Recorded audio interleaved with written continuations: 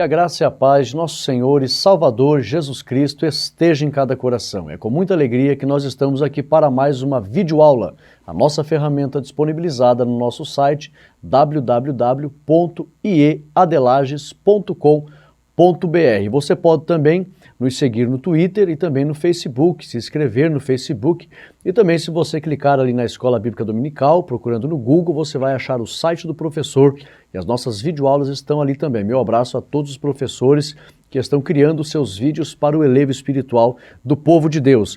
E é com muita alegria que nós estamos aqui para dar início ao terceiro trimestre de 2015, onde nós vamos aprender o seguinte tema: a igreja e o seu testemunho, as ordenanças de Cristo nas cartas pastorais. Nós vamos ver aqui, irmãos, aonde o apóstolo Paulo, muito inspirado pelo Espírito Santo, ele deu recomendações, instruções, orientações para dois jovens ministros. Não jovens na idade, como nós vemos aqui numa visão ocidental. Para nós, jovens, é uma pessoa aí que não tem nem 18 anos, dos 14, dos 15 aos 17, 16. Não, era jovem no aspecto ministerial. Aproximadamente eles deveriam ter aí, dentro da casa aí dos 27, 30 anos, dos 25 aos 30 anos, eram, numa visão ocidental, bem maduros. Mas para o ministério naquela época, eles eram considerados jovens e estavam tendo uma certa dificuldade de aceitação por parte de muitos que frequentavam naquela época as igrejas e até mesmo alguns obreiros mais velhos, até porque a palavra presbítero, ancião, significa uma pessoa já bem madura em idade. E naquela época eles tinham uma visão assim que acima dos 40 anos é que era realmente a plena capacidade moral, mental, psicológica, ministerial para exercer uma autoridade entre o povo. Eles consideravam então que a pessoa tinha que ter acima de 40 anos para ter um prestígio maior, um respeito maior em relação ao ministério. Mas essas recomendações que o apóstolo dá aos jovens ministros, elas ecoam ao longo dos séculos até os dias de hoje, os dias odiernos. As mesmas instruções, orientações, recomendações que o apóstolo deu para eles em relação ao convívio da igreja e à realidade da igreja naquela época, as mesmas orientações são muito válidas para os dias de hoje. E é de extrema necessidade que você comece conosco esse trimestre, esse terceiro trimestre, e vamos neste curso. Eu costumo dizer que a Escola Bíblica Dominical é a faculdade do cristão. E quando começa um trimestre, começa um curso de 13 aulas. É um curso maravilhoso de 13 aulas, onde nós aprendemos sobre a igreja e o seu testemunho. Como deve ser a igreja, a postura da igreja, como deve ser o testemunho da igreja nos dias de hoje. Se alguém perguntar para você qual é o tema desse novo trimestre, nós vamos aprender qual deve ser o testemunho da igreja nos dias de hoje, segundo a Bíblia, por meio das recomendações do apóstolo Paulo, aonde ele se dirigiu aos jovens ministros. E nós vamos aqui, eu quero abordar rapidamente, a primeira lição, uma introdução. Nós vamos ver aqui uma mensagem à igreja local e à liderança. Nós vamos introduzir, aonde vamos ver que o apóstolo Paulo se dirige a Timóteo, se dirige a Tito. Vamos ver algumas situações que estavam acontecendo e ocorrendo naqueles dias e algumas orientações do apóstolo. E já vamos para uma orientação para os dias de hoje, para a igreja e os ministros. Mas, a partir da lição número 2, é que nós vamos se aprofundar nos temas tratados por Paulo nessas mensagens que ele endereçou a Timóteo e a Tito. E aí nós vamos começar a ver então, por exemplo, a lição 2, o Evangelho da Graça. Nós vamos ver a mensagem de Paulo em relação ao Evangelho da Graça. Lição 3, a oração e recomendação às mulheres cristãs. É importante, professor, quando você iniciar esse trimestre na igreja, domingo, com os alunos, você já faça um panorama desse curso de 13 aulas que nós vamos ter ao longo do terceiro trimestre. Já faça um panorama, já deixe os alunos cientes dos assuntos que nós vamos abordar. Então, a lição 3, a oração e recomendação às mulheres cristãs. 4, pastores e diáconos. Importantíssimas orientações acerca do ministério pastoral e diaconal. Também lição 5, apostasia, fidelidade e diligência no ministério. Nós estamos vivendo uma época de grande apostasia. Nós vamos aprender qual é a realidade dessa apostasia nos dias de hoje. Lição 6, conselhos gerais. Nesses conselhos gerais, aqui pega a conduta da igreja, o dia a dia da igreja, dos cristãos.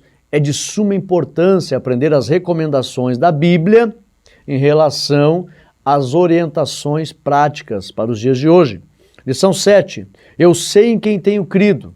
Aqui é a base da fé do apóstolo Paulo, que é a pessoa de Cristo, o tema central dos seus sermões.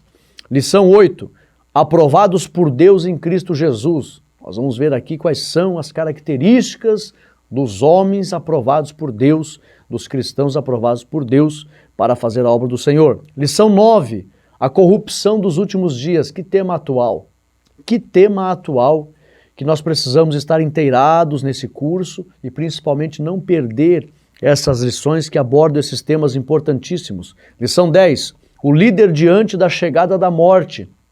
Nos deparamos com várias vicissitudes da vida, adversidades da vida, e a morte é um mandamento estabelecido, é uma lei áurea que já Deus estabeleceu, aonde ao homem foi ordenado morrer.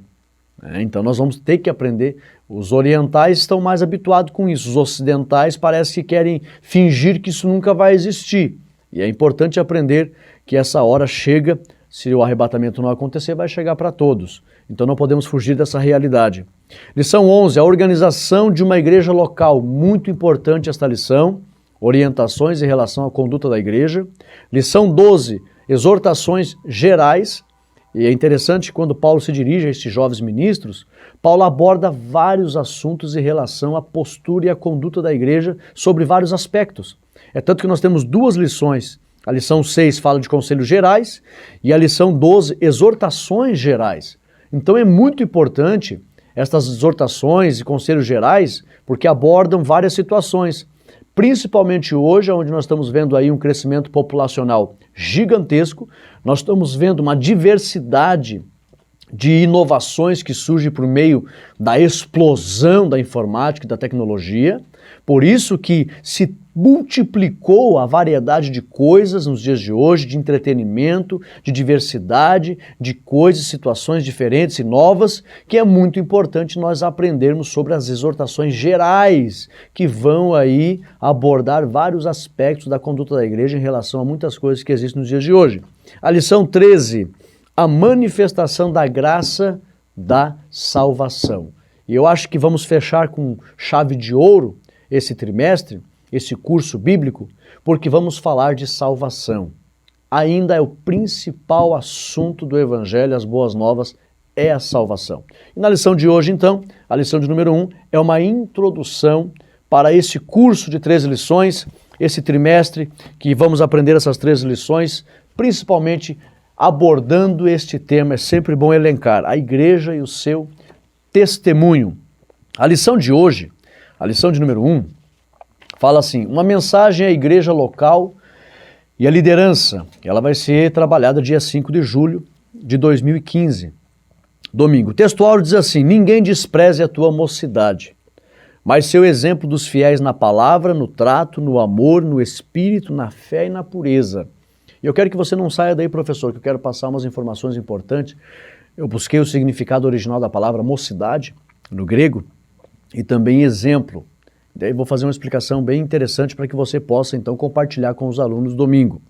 Então não saia daí, fique aí. Verdade prática, as cartas pastorais reúnem orientações à liderança cristã e aos membros em geral para que vivam conforme a vontade de Deus. Daí a importância, já que nós queremos viver de acordo com a vontade de Deus, a nossa regra de fé é a palavra, e estes textos aqui têm exatamente o que a igreja precisa saber para poder ter a conduta necessária diante de Deus. A leitura bíblica em classe está baseada em 1 Timóteo, capítulo 1, versículo 1 e 2, e Tito, capítulo 1, versículo 1 ao 4, que nos diz assim, Paulo, apóstolo de Jesus Cristo, segundo o mandado de Deus, nosso Salvador, e do Senhor Jesus Cristo, esperança nossa.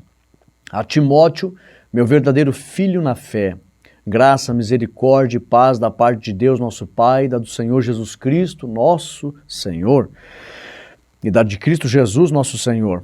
E aí já vem para Tito 1:1, Paulo, servo de Deus e apóstolo de Jesus Cristo, segundo a fé dos eleitos de Deus e o conhecimento da verdade, que é segundo a piedade. E aí segue então até o versículo 4.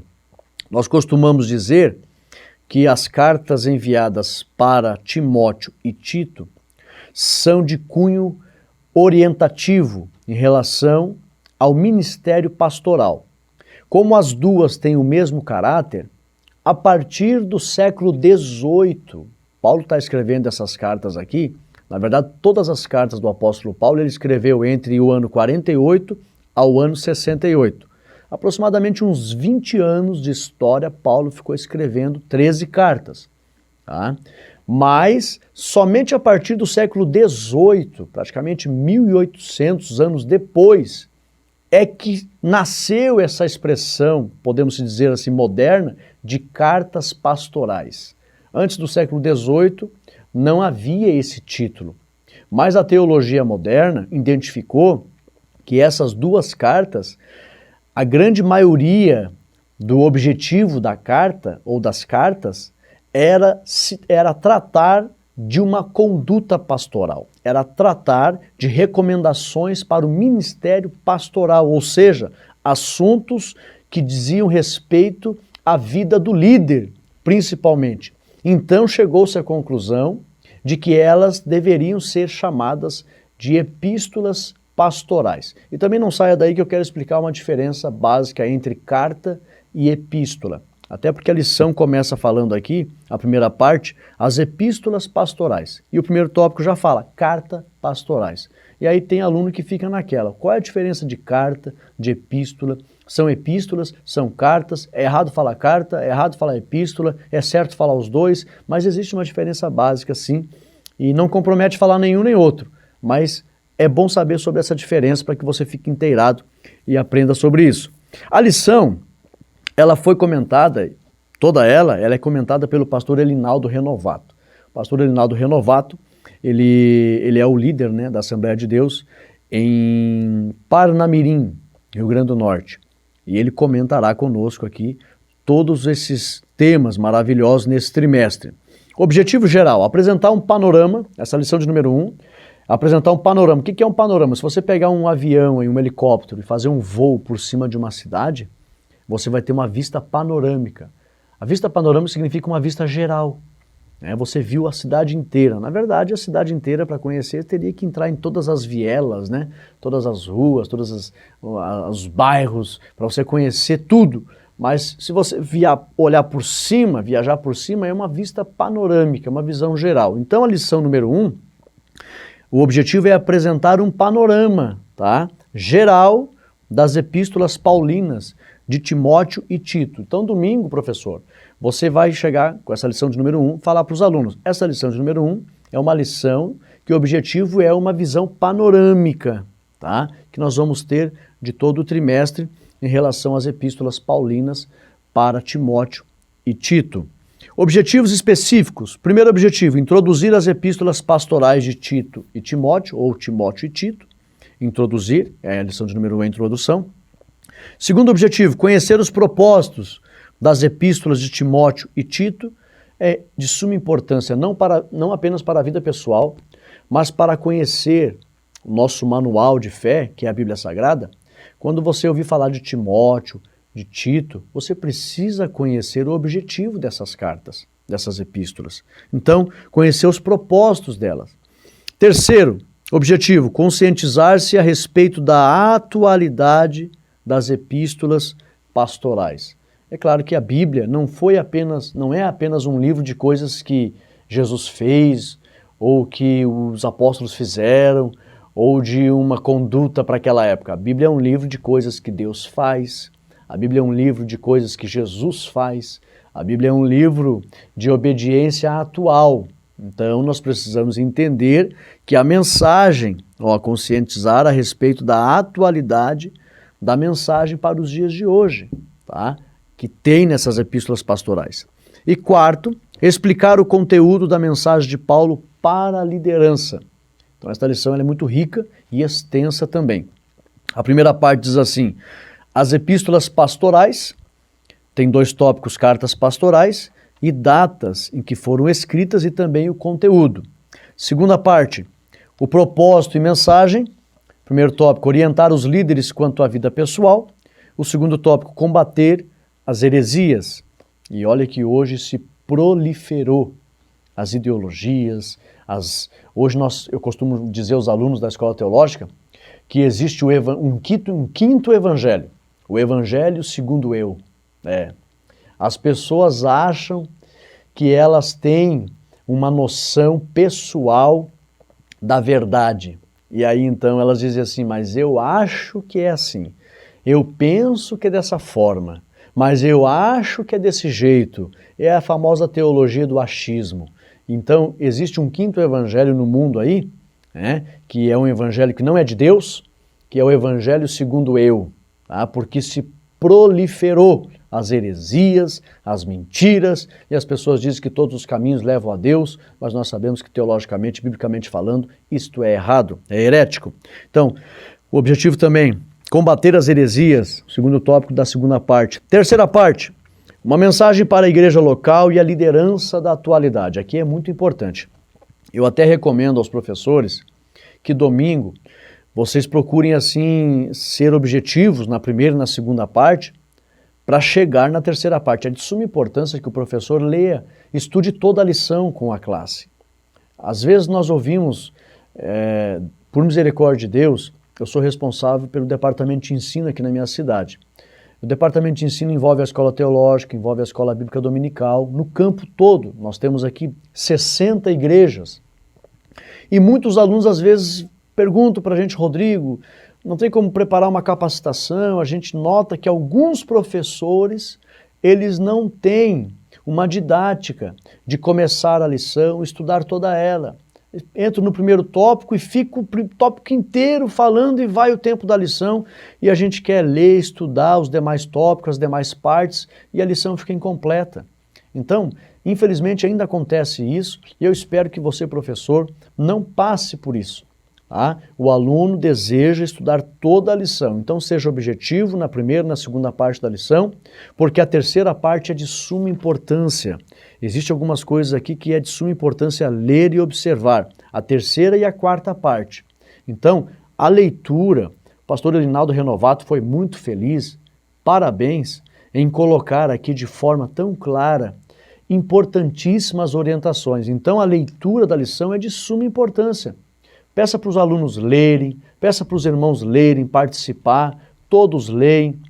Se você desejar, tem várias formas de você explanar a lição. Você pode até ler primeiro toda a lição. Hoje nós vamos ler toda a lição. O irmão leu o tópico 1, o irmão leu o tópico 2, vamos fazer toda a leitura da lição. Depois de ler tudo, isso você faz em menos de 10 minutos, ler toda a lição, daí você pode voltar lá no início e ir comentando passo a passo, pode comentar tópico por tópico, o tópico já foi lido, vamos comentar, isso significa, vamos trabalhar, e vai trabalhando. É importantíssimo, professor, ler toda a lição. E a terceira parte fala então dessa mensagem para a igreja local e liderança da atualidade. Temos 2 tópicos aqui, que vai falar sobre o evangelho da prosperidade, que nós estamos vendo aqui uma distorção. Paulo fala de obreiros que estavam infiltrados no meio da igreja com sentimento de ganância. Tá? Interessante, irmãos, que um dos nomes que mais gera dinheiro no mundo é o nome de Jesus. Infelizmente, muitos fizeram do nome de Jesus um motivo para comercializar a fé, aonde Deus sabe da intenção do coração de muitos pregadores e homens por aí que estão por este mundo afora, escondidos atrás de um pretexto eclesiástico, de mostrarem que tem uma certa piedade, mas lá dentro do coração o interesse é proveito próprio, é financeiro, é material, é uma avareza, é uma luxúria, é uma posição, e as pessoas, a Bíblia mesmo diz, farão de vós comércio. Paulo deixou isso bem claro. Então, é importante nós comentarmos com a igreja sobre a parte 3, o Evangelho da Prosperidade, e também aqui a apostasia dos últimos dias. As pessoas estão, infelizmente, num caminho de ganância, de materialismo, e estão apostatando da fé. que são das coisas espirituais, ou seja, deixando de buscar os principais objetivos do reino, que são as coisas e os valores espirituais, para supervalorizar as coisas materiais. Então isso é apostasia. Apostatar da fé significa você abandonar os princípios do reino, a importância do reino, como aquilo que Jesus explicou, né? Em primeiro lugar, o reino, e as demais coisas serão acrescentadas. Então é muito importante chegar nesse tópico aqui. E a última parte, mensagem para a liderança. Administração eclesiástica, muito importante esse assunto, e ética ministerial. Então essa será a lição de número 1, e vamos trabalhar parte por parte. Agora aqui, num comentário objetivo, vamos analisar parte por parte. A primeira parte, as epístolas pastorais, cartas pastorais. Só uma pequena orientação aqui em relação à diferença de epístola e carta. Na verdade, as duas palavras praticamente é a mesma coisa. Carta, uma mensagem que você endereça para uma pessoa. Só que, naquela época, não só naquela época, ainda hoje, se você dirigisse uma mensagem para uma pessoa em particular, era uma carta e todo mundo sabia disso, porque era para aquela pessoa em particular. Porém, se você dirigisse uma mensagem mais extensa, principalmente acima de 200 palavras, para uma pessoa, a fim de que aquela mensagem fosse compartilhada para uma comunidade, aí isso eles costumavam dizer que era uma atitude epistolar. Por meio de uma pessoa, que era o destinatário, transmitia a um grupo. Então isso não era apenas carta, mas uma epístola, porque a intenção não era conversar com alguém em particular, mas era transmitir uma mensagem para uma pessoa a fim de que essa pessoa também repartisse com um grupo. Então por isso que as cartas da Bíblia são consideradas epístolas, porque elas tinham essa finalidade. Elas tinham um destinatário, Paulo dirigia, às vezes para pessoas específicas, mas às vezes para comunidades, como Paulo escreveu para as igrejas. Então, o fato de ser para um grupo e não apenas uma pessoa, isto era uma atitude epistolar. Você conversar com alguém para que a mensagem fosse repartida. Então, aprenda a diferença entre carta e epístola. Epístola tinha um conteúdo maior e não era para uma pessoa em particular. É para um destinatário a fim de que esse destinatário repartisse a mensagem com um grupo maior. Só para você ter uma noção o que é carta e epístola. E aqui são consideradas epístolas pastorais. Explique isso, professor Domingo. Por que são consideradas epístolas pastorais? Porque tem recomendações para os pastores. Então, os líderes das igrejas ali, segundo a história, Timóteo, ele estava pastoreando a igreja de Éfeso. Alguns até acreditam que o anjo da igreja que estava em Éfeso, que foi escrito a carta de João, o livro do Apocalipse por João, alguns acreditam que o anjo que estava em Éfeso era Timóteo. Tá? Existem alguns comentários de historiadores sobre isso. Então Timóteo estava em Éfeso e Tito pastoreava em Creta. Então eles estavam ali e Paulo escreve essas cartas para os dois, dando orientações ministeriais. Por isso que lá no século XVIII, na teologia já partindo para a teologia moderna, eles então nomearam essas cartas de epístolas pastorais. Antes do século XVIII elas não eram chamadas assim, mas com a modernidade, a teologia moderna, então passou-se a se dirigir a essas cartas usando essa nomenclatura, epístolas pastorais, porque tem orientações para os líderes em primeiro lugar. Datas em que foram escritas. A epístola de Timóteo foi escrita por volta de 64 depois de Cristo. Existem muitas especulações em relação a qual obra foi primeiramente escrita no Novo Testamento. Alguns acreditam que foi o primeiro aos Tessalonicenses, outros acreditam que foi Gálatas.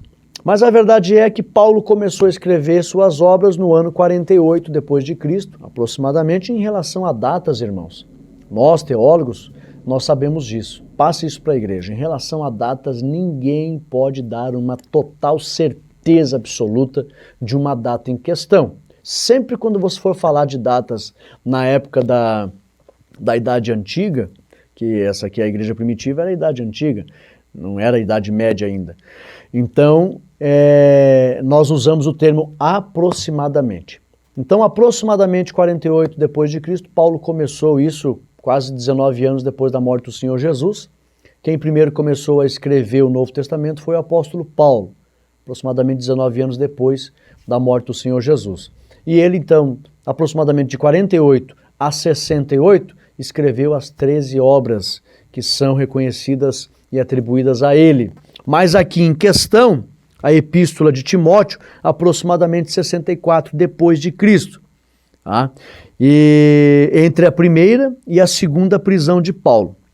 E enviada de Roma ou da Macedônia, talvez Filipos. Aqui há uma certa dúvida se Paulo estava em Roma, escrevendo para Timóteo, ou se ele estava em Filipos. Então, não se tem certeza. Mas a data aproximadamente é esta. Em seguida, por volta de 65 depois de Cristo, foi escrita a carta de Tito, ou para Tito, por volta de 65. Foi escrita a carta de Tito. Já a segunda epístola de Timóteo, essa nós conhecemos bem, foi escrita em torno de 67 depois de Cristo, quando do segundo encarceramento do apóstolo antes de sua morte. Né? Faz parte das cartas da prisão, ao lado de Filipenses, Efésios, Colossenses, Filemon. As cartas da prisão, nós lamentamos pelas prisões de Paulo, porém, graças às prisões de Paulo é que nós temos essas cartas, onde Paulo, quando estava encarcerado, então ele era usado por Deus para das prisões escrever para as igrejas. E até há quem diga que Alexandre Latueiro, ele foi responsável por uma das prisões do apóstolo Paulo. E Paulo, devido às suas prisões, inclusive a segunda carta a Timóteo, quando Paulo estava preso, ali é que nós temos uma das frases mais lindas da Bíblia. Se não fosse o encarceramento do apóstolo Paulo e ele estar às vésperas de ser martirizado, nós não teríamos ouvido esta frase que eu acho uma das mais lindas da Bíblia. Combati o bom combate, acabei a carreira e guardei a fé. Isto é extraordinário. Então, aqui datas em que foram escritas, você vê essas duas datas aproximadamente, 64 para 1 Timóteo e 65 para Tito e 67 para 2 Timóteo. O conteúdo delas, o conteúdo é importante você abordar. Isso aqui é muito importante. Primeiro, Paulo geralmente começava com uma saudação, como era de costume nas cartas. Tanto para uma pessoa, pessoalmente, como para uma epístola, onde começaria com uma pessoa e seria repartida para um grupo, eles começavam com uma saudação. Então as características são as mesmas, tanto carta como epístola, se para uma pessoa pessoalmente, pessoal, individual, ou para um grupo, começava com a saudação. Então, em primeiro lugar, saudação. Em segundo lugar, nós estamos falando do conteúdo, qualificações ministeriais. Paulo aborda ali as qualificações ministeriais. Terceiro, alerta contra os falsos mestres. Eu gostaria que você não saísse daí, porque eu vou explicar um pouquinho sobre os gnoses, ou os gnósticos, que era uma seita daquela época que infelizmente existe até os dias de hoje, é verdade. Mas naquela época era muito forte, a igreja se incomodou 150 anos com os gnósticos, até que lá no concílio de Laodiceia, criou-se mesmo uma regra de proibir de forma radical a fala de qualquer pessoa que acreditasse nessas heresias. Eu quero que você fique aí para a gente explicar para você. Então, alerta contra os falsos mestres.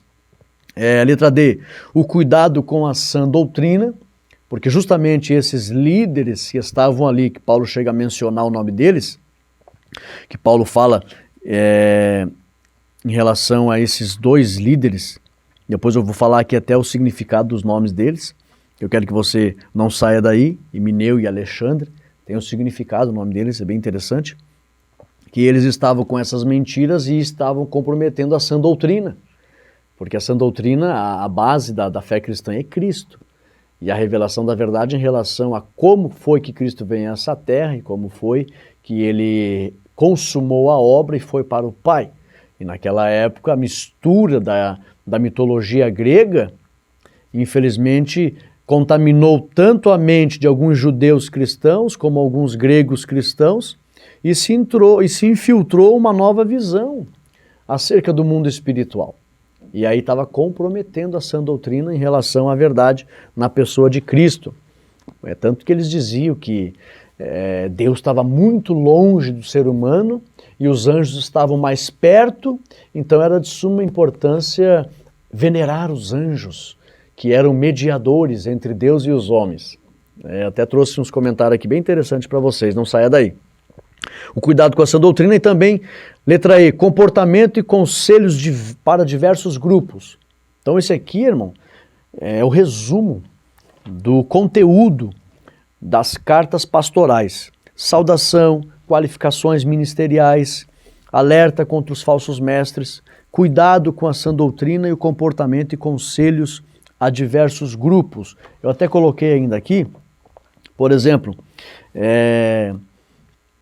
nas epístolas pastorais são negadas certas doutrinas distintivamente gnósticas sobre os seguintes pontos essenciais. Então tem mais esse conteúdo aqui, você pode anotar aí. Primeiro, não existem, tá, na visão de Paulo, não existem dois deuses, um maligno que teria criado a matéria e outro bondoso, tá, que teria criado os espíritos.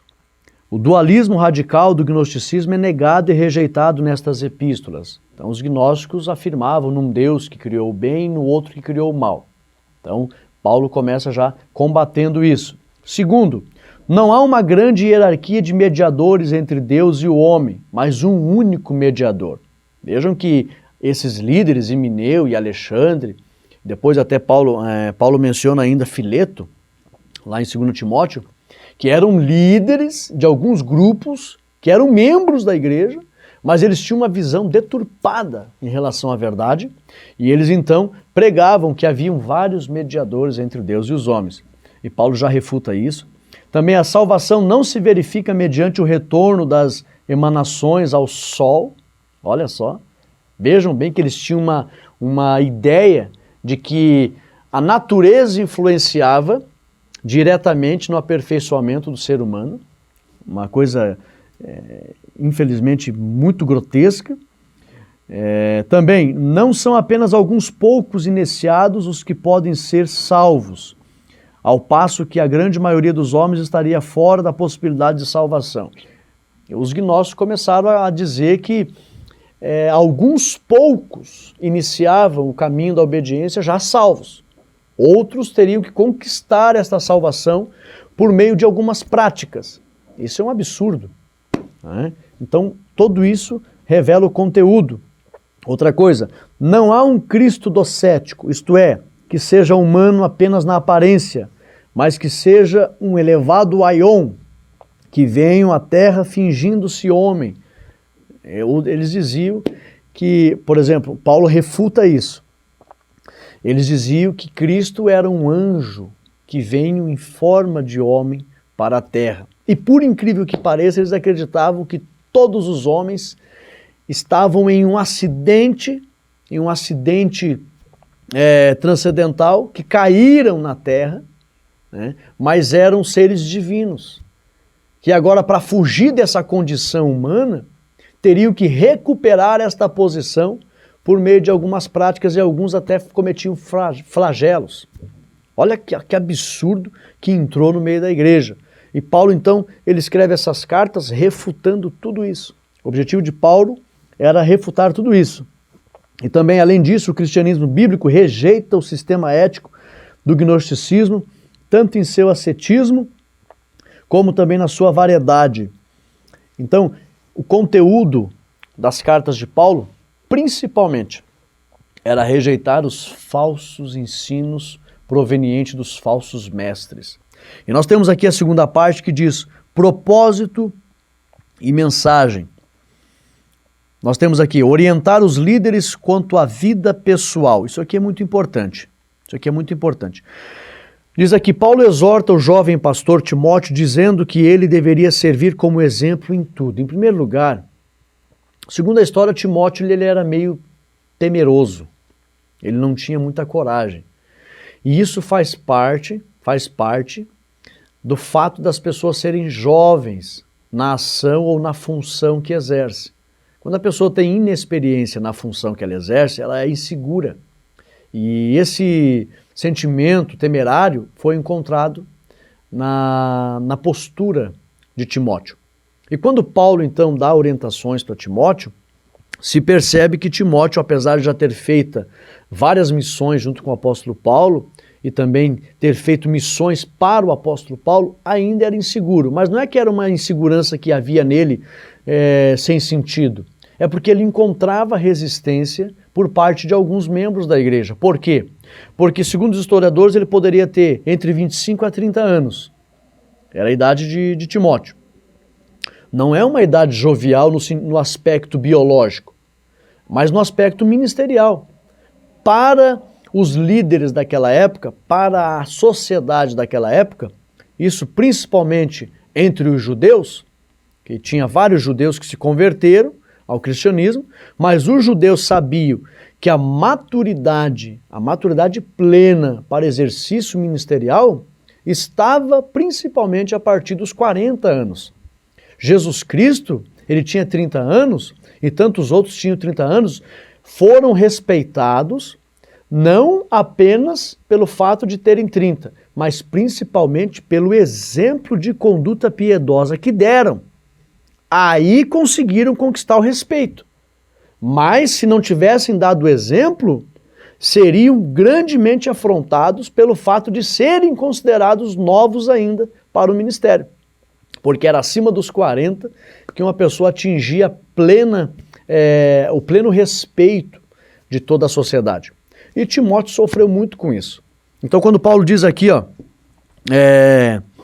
está escrito em 1 Timóteo 4:12, que eu vou ler para os irmãos, achei bem interessante, diz assim, ninguém o despreze pelo fato de ser jovem. Esta palavra jovem, aqui, no grego, ela significa assim, mocidade, neotes. Jovem no grego quer dizer neotes. Isso significa juventude. Mas aqui não é uma juventude no aspecto biológico. Ainda que ele era novo no ministério. E aí quando ele fala em despreze, ninguém despreze, lá no grego é katapronel, tá? É katapronel, significa subestimar.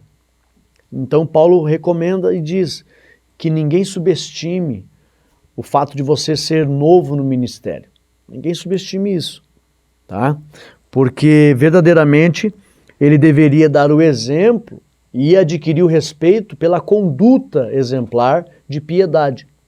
Porque, na verdade, para você ser usado por Deus, o que mais importa é a maturidade espiritual e moral, acima da idade biológica. Ou seja, o corpo pode ter uma certa idade, uma tenra idade, mas se a pessoa tem maturidade espiritual e moral, e essa maturidade ela deve ser atestada, comprovada pelo exemplo de vida piedosa. Não adianta a pessoa, mas hoje eu sou jovem, tenho 20, 25 anos e tem até pastores com 25 anos e que todo mundo me respeite porque eu sou pastor. Não, pera lá, meu querido. O respeito, o reconhecimento do povo se dá pelos exemplos, não pelo título. Eu costumo dizer que o que justifica o ministério de um obreiro não é o título, mas é o reconhecimento do povo por meio dos exemplos de vida piedosa que esta pessoa, não importa se ela tenha 25, se ela tenha 20, se ela tenha 30, ela tem que ter bons exemplos. Ela tem que conquistar a confiança do povo por uma postura piedosa de vida com Deus. Então aqui o apóstolo orienta Timóteo. Timóteo tinha, graças a Deus que Timóteo tinha. Timóteo tinha vida exemplar, tinha vida de oração, uma fé maravilhosa que ele aprendeu com a sua avó Lloyd e a sua mãe Eunice. E ele então era muito bem visto e quisto pela sociedade. Então quando Paulo fala que ninguém despreze, essa palavra despreze no grego, kataproneu, é subestime. Ninguém subestime você pela inexperiência ministerial. E mocidade ali é neotês, tá? É juventude. Mas no aspecto, aqui em relação a Timóteo, não é no aspecto biológico, é no aspecto da inexperiência ministerial. Uma coisa importante aqui, eu vou ler para os irmãos, eu marquei uma coisa importante aqui na página do meu conteúdo didático, na página 325. Muito importante isso aqui. Nos diz assim: padrão dos fiéis. Quando Paulo fala que seu exemplo, ele no original quer dizer padrão dos fiéis. Diz assim, ó. No grego a primeira dessas palavras é tupos, tá? Se você quiser anotar, é muito importante essa informação, tá? Vamos ver aqui o significado do exemplo dos fiéis aqui no original. No grego, a primeira dessas palavras é tupos, T-U-P-O-S, tupos, que significa impressão visível, cópia, imagem, modelo. O significado original dessa palavra era golpe, já vai entender, derivada de tupto, pancada. Ou seja, se você desse uma pancada na parede, ficaria uma marca, tá? Vamos entender isso aqui. Pancada. Deixa eu ver onde é que está aqui. Aqui, pancada. Em seguida, a palavra vem a ser usada para indicar a impressão, tá? A impressão deixada por um golpe. Uma palavra foi dando origem aos sentidos. Daí vem a ideia de cópia. Hoje a palavra cópia, nós achamos que simplesmente passar ela numa máquina de impressão, ali sai a cópia. Mas naquela época, uma pancada deixava uma marca. Então, cópia era aquilo que ficava marcado de acordo com a pancada que foi dada. Ela já vai entender. Aí daí vem a ideia de cópia, feita por um instrumento qualquer que deixe uma impressão. Depois surgiu a ideia de um exemplo, ou modelo a ser seguido.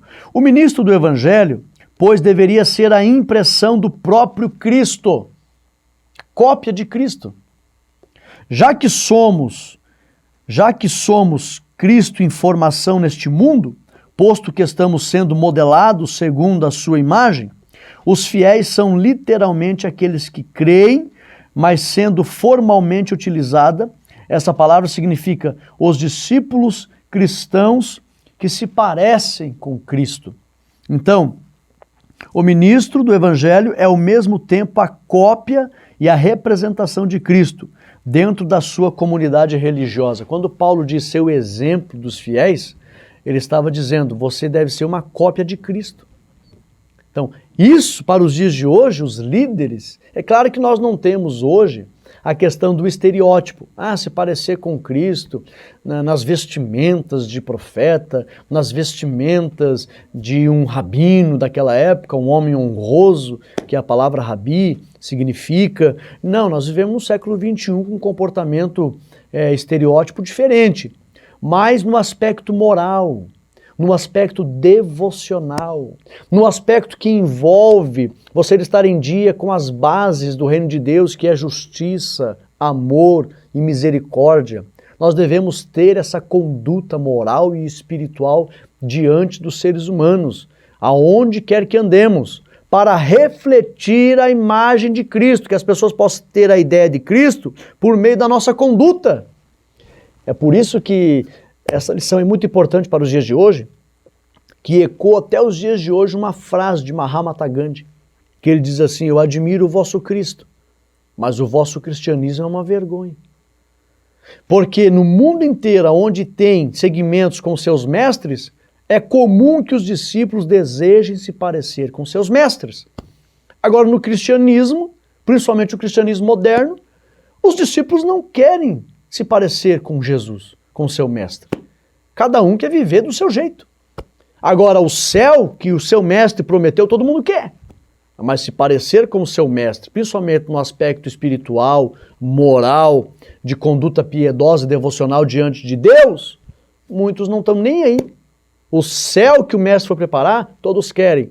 Mas se parecer como Paulo, nós vamos concluir essa lição, e você vai ver que tem muito fundamento que eu estou falando, que na conclusão da lição aparece ali, Paulo dizendo, sede meus imitadores, como eu sou de Cristo. Então aqui aparece a orientação quanto à vida pessoal desses obreiros. Paulo pede para eles, sejam a cópia de Cristo, o exemplo dos fiéis. Quando você for falar o que significa ser exemplo, você diz que essa palavra exemplo aqui no original está escrito assim, ó, padrão dos fiéis. E no grego, a primeira dessas palavras, padrão, é tupos, uma marca deixada por uma pancada, que originou então marca, cópia, figura, ou seja, modelo. Então, tudo originou um substantivo que significa uma imagem que representa. Então, nós devemos representar Cristo. A nossa conduta deve ser essa, porque o apóstolo Paulo, usado pelo Espírito Santo, assim pediu para que Timóteo fosse. Mas também na segunda parte, diz aqui, no segundo tópico, combater as heresias, uma preocupação do apóstolo Paulo. Naqueles dias, como eu já falei no início aqui, tinha os gnoses. A palavra gnose quer dizer conhecimento. Eles diziam que tinham um conhecimento sobrenatural das verdades espirituais. Tá? Eu fiz questão de anotar aqui, ó. Devido à influência grega, os gnoses diziam que Deus estava muito longe deles e os anjos mais perto. Então eles tinham que reverenciar os anjos, porque os anjos eram intermediários entre Deus e os homens. Olha só, eles incomodaram a igreja 150 anos. Somente lá em 364, no concílio de Laodiceia, é que foi estabelecida uma norma rígida para proibir esses homens de se infiltrarem na igreja e querer desvirtuar a pregação da sã doutrina, que era Cristo e a verdade que já havia sido revelada. E outra coisa, a verdade já estava pautada na Bíblia deles daquela época, que era o Antigo Testamento, porque Cristo era o tema central. Os irmãos lembram quando Jesus ressuscitou, ele foi conversando com os apóstolos, diz a Bíblia que ele abriu o entendimento dos apóstolos e desde dos livros da lei, os profetas, os salmos, Jesus foi revelando aonde ele era o tema central daqueles livros. Então, eles tiveram toda a explicação espiritual do Antigo Testamento e usavam a Bíblia do Antigo Testamento, que era o significado espiritual da lei. Paulo chega a dizer aos Romanos 7,14, bem sabemos que a lei é espiritual. Então tinha muitos ensinamentos de justiça, de misericórdia, de amor no Antigo Testamento para a igreja. Tanto que Paulo diz assim, tornou-se agora a lei maldita? Não, de forma alguma. A lei é boa, santa e justa. Está falando da lei moral. Era a Bíblia deles. Mas os escritos do Novo Testamento era a explanação, a explicação dessa lei. E então isso era ungido pelo Espírito Santo. Mas os gnósticos diziam que precisava uma nova revelação para descobrir a perfeita verdade e o perfeito Deus. Então eles estavam vindo com novos escritos, estavam vindo com novas ideias, estavam vindo com novas revelações. Então, lá no concílio de Laodiceia, em 364 d.C., era para proibir qualquer tipo de outra escritura, qualquer tipo de outra conversa, qualquer tipo de outra ideia desses gnósticos. E eles foram expulsos da igreja e perdeu a força, graças a Deus.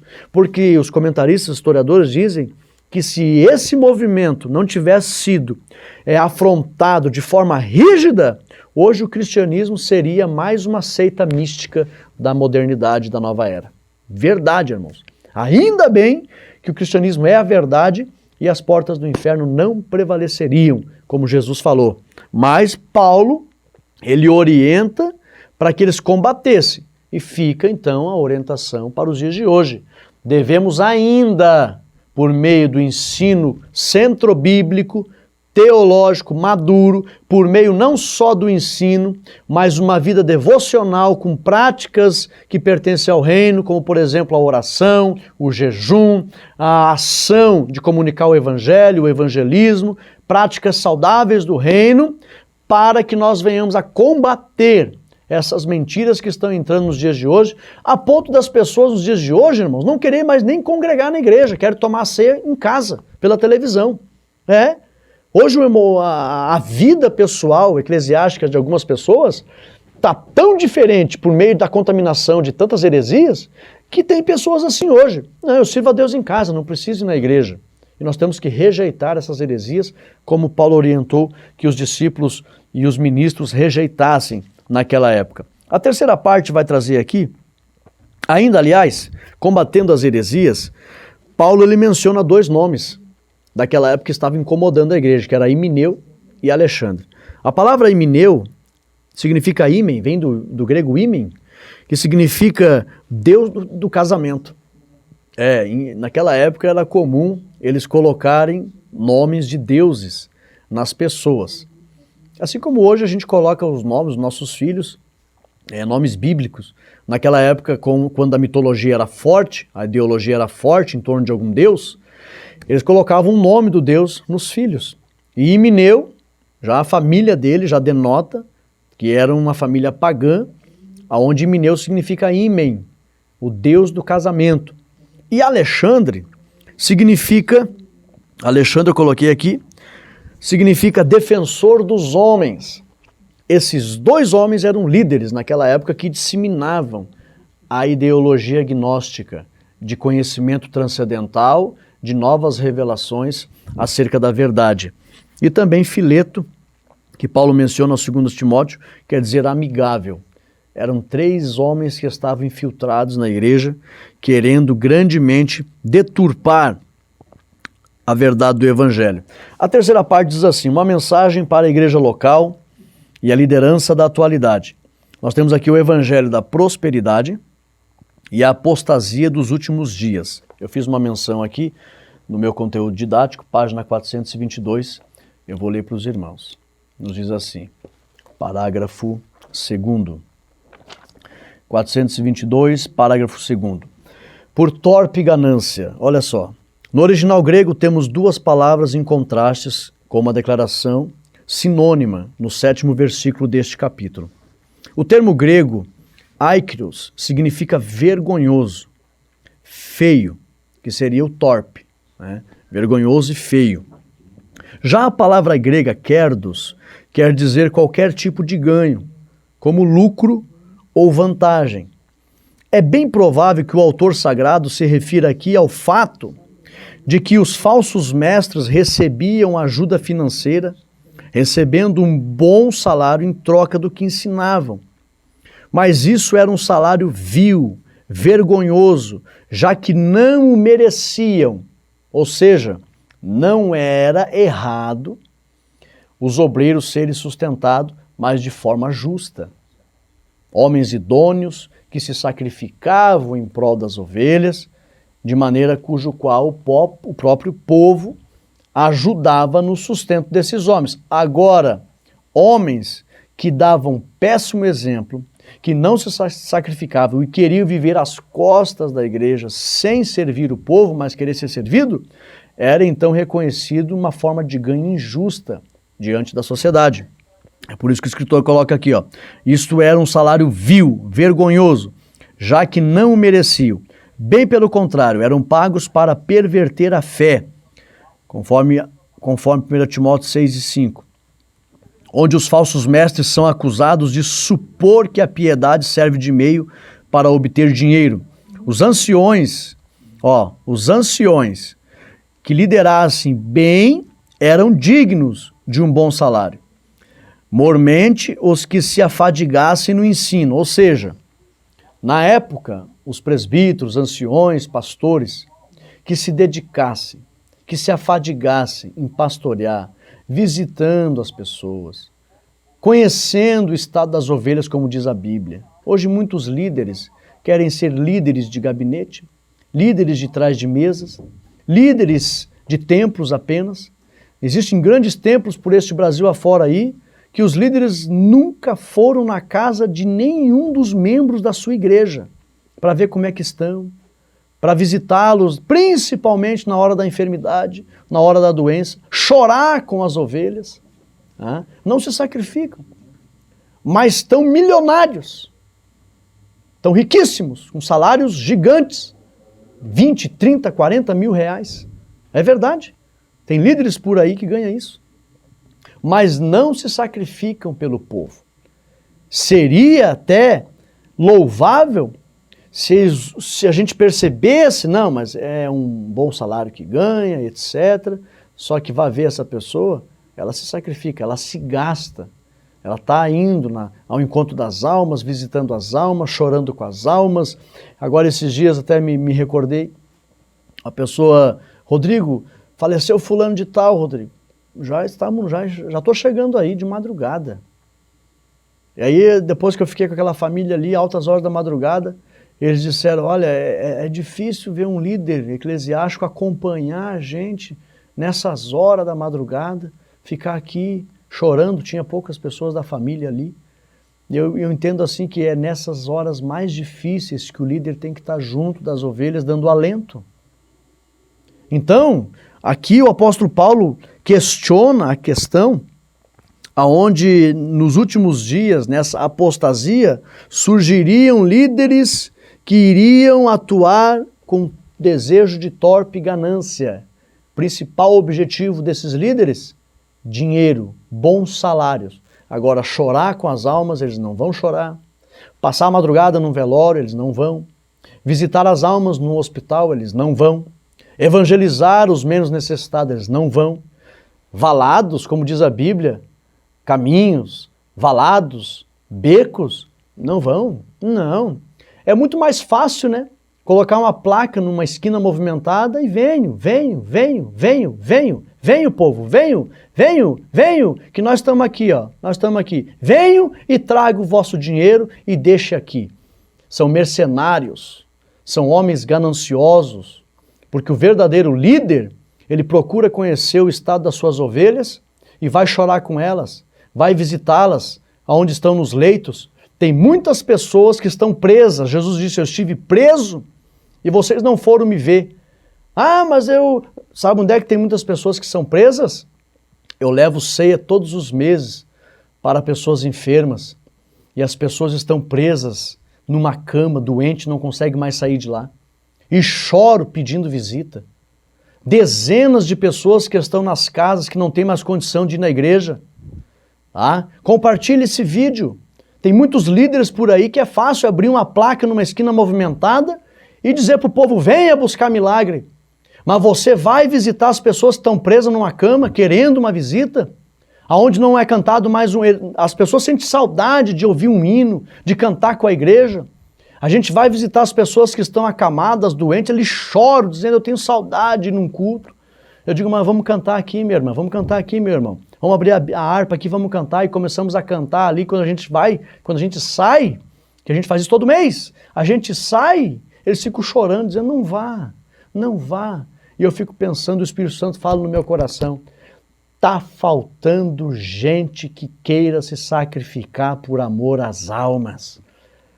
Pastores de gabinete têm milhões, dezenas, milhares por este mundo afora.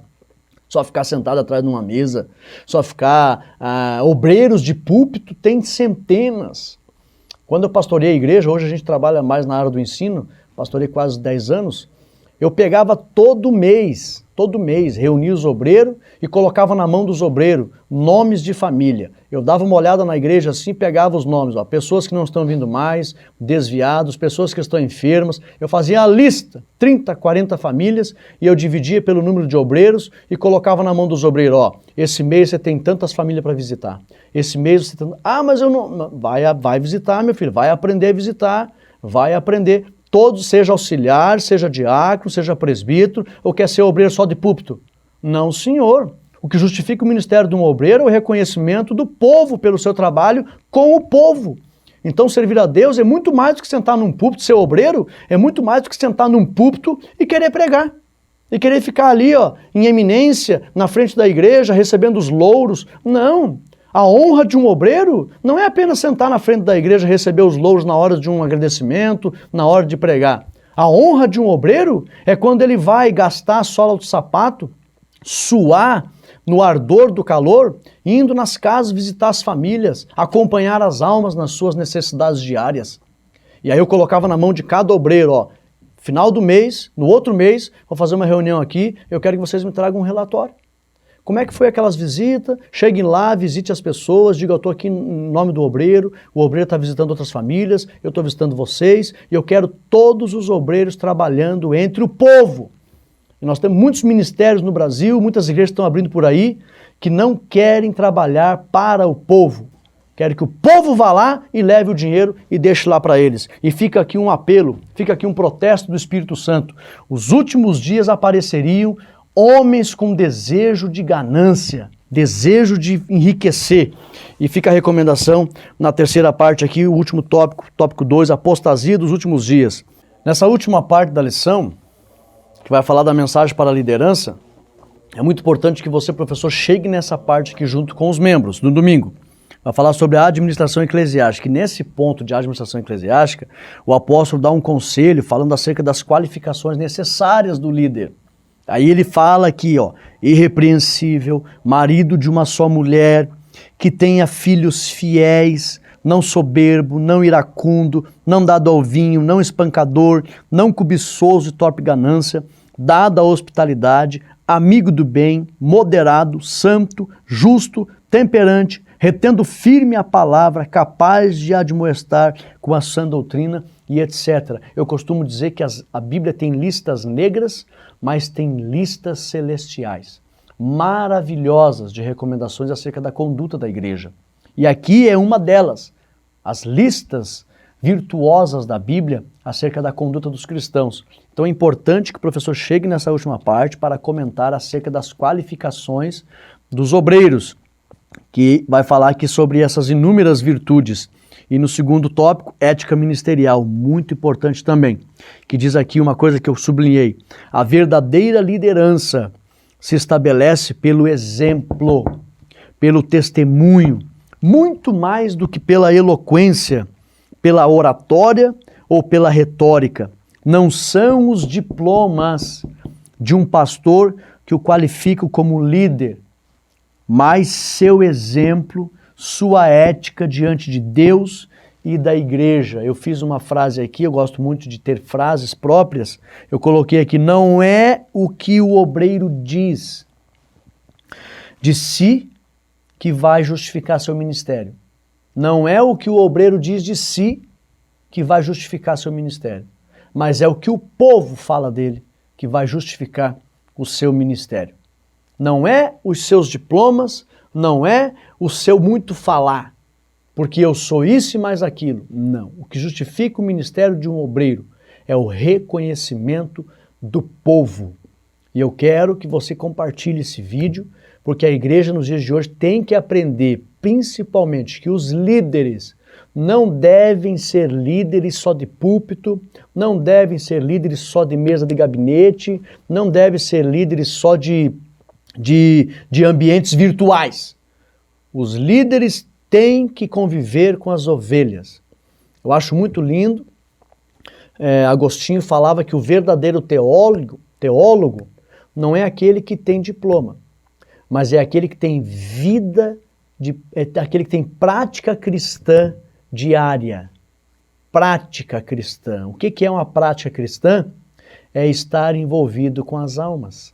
Você tem que se relacionar. Por exemplo, às vezes você olha aí, ó, é um teólogo que está ensinando. É um teólogo. Eu não seria teólogo se não tivesse uma prática cristã. O verdadeiro teólogo, o verdadeiro líder precisa ter prática cristã. Por exemplo, para você ter uma ideia, de 15 em 15 dias eu faço culto no hospital. Evangelizo quarto por quarto, visito as almas, faço a capelania cristã, junto às almas no hospital, e depois de ter evangelizado, vamos e fazemos culto com as almas, com os carentes, com as pessoas. A visitação aos idosos, aos enfermos, aos necessitados, às viúvas. Então você precisa não ser um líder de boca, um líder de diploma, um líder virtual. Tem que se relacionar com as almas, tem que ser o exemplo dos fiéis. Sorrir com os que sorriem, chorar com os que choram. Como diz a Bíblia, aqui no Evangelho de São João, capítulo 10, eu termino esta lição. Evangelho de São João, a palavra do mestre, né? A palavra do mestre deve ser o fechamento de qualquer estudo bíblico, que diz aqui, João capítulo 10, versículo de número 4, que nos diz assim: depois de conduzir para fora, João 10 e 4, depois de conduzir para fora todas as suas ovelhas, vai adiante delas, e estas o seguem, porque conhecem a sua voz. Aí então, oxalá que os líderes de hoje permaneçam nos bons exemplos de Cristo, convivendo com as ovelhas, de maneira que as ovelhas conheçam a sua voz. E a lição conclui dizendo assim: as cartas pastorais contêm doutrinas e exortações quanto a assuntos práticos, mas também diretrizes gerais sobre liderança, designação de obreiros, suas qualificações, as responsabilidades espirituais e morais do ministério, do relacionamento com Deus, com os líderes e das relações interpessoais. São riquíssimas fontes de ensino para a edificação das igrejas locais nos tempos presentes. Eu quero que você espalhe, divulgue para toda a igreja. Vamos aprender esse próximo trimestre, porque aqui nós vamos aprender como é a postura da verdadeira igreja. Nos dias que estamos vivendo, precisamos ter uma referência, e a referência é a palavra. Então, para não ficarmos confundidos diante da proliferação de teorias teológicas, diante da proliferação de líderes que só pensam em seu bel prazer, nós temos que saber qual é o modelo bíblico de conduta ministerial e de conduta eclesiástica. E eu convido você, domingo, darmos início a esse trimestre maravilhoso, nesta aula introdutória, a primeira aula desse trimestre, que vai falar uma mensagem à igreja local e à liderança. Que Deus abençoe a todos, no nome de Jesus. Amém e amém.